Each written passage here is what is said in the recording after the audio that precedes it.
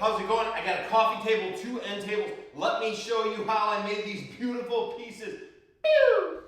Hey folks, it all starts with breaking down the slabs, ripping through some of that bark.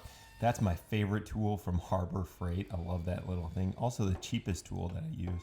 But each slab I end up hacking away, grinding it down, and I put the bases on top of the slabs to get the perfect cut. But in addition to that, I'm offsetting them about 1/2 inch so that I do have some cutoffs after I pour the table, breaking down the slabs more with Festool track saw. There's the coffee table base. That thing was a bit heavy, but absolutely perfect for this project.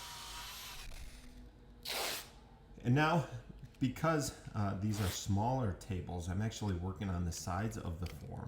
It is gonna go on my pour table with that mold release I just dropped down, but I needed some sides. I needed all 4 sides of this because there's just a lot of inclusions and I was worried about it leaking. So I just attach them with some brad nails and some clear silicone caulk. I clamp down all the slabs so they don't float on me, and I'm using Epodex Deep Pour Epoxy.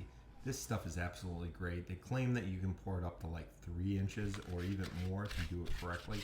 A little skeptical on that, but it has worked perfect for all of the 2-inch pours that I do for my tables.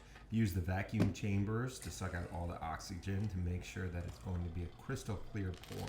Now, that's not absolutely required when you make epoxy tables. It's just a thing that I do for some peace of mind. I'd hate to have a couple little bubbles. But you saw me place the sea glass in there. I'm pouring the final thick coat, deep pour of epoxy, and then I'm actually going to go back and adjust where that sea glass is. Because if it was on the edges, I'm going to hit it with this track saw and it's going to be a problem. But it's ready to come out of the form right now. You see the sea glass is really easy to see. And I'm popping it off the pour table, getting it onto my homemade sled. Pretty soon you'll start to see videos of me using my TOT sled that I'm very excited about. But this homemade sled works great, going back and forth on the slabs as usual.